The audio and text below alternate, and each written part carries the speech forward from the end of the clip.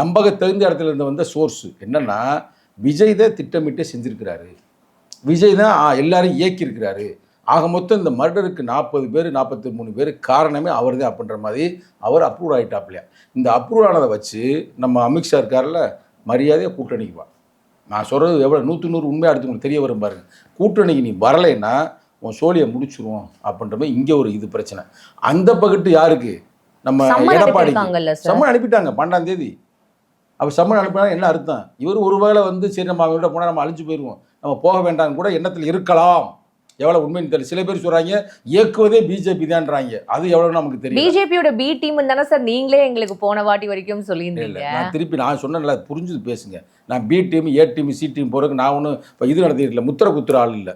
நான் என்ன சொன்னேன்னா, அவரை ஆர்எஸ்எஸ் இயக்குகிறது. நான் சொன்னது, நான் மறுக்கலை. ஏன் இயக்குகிறது என்றால், அவர் பக்கத்தில் இருக்கிற அந்த ஐஆர்எஸ் அதிகாரி ஆர்எஸ்எஸ்ஸில் முன்னால் இருந்தவர். எங்கள் பழைய நண்பர் ஆதவ் அர்ஜுன் மாமியா, அவர் பிஜேபி தொடரில் உள்ளவர்.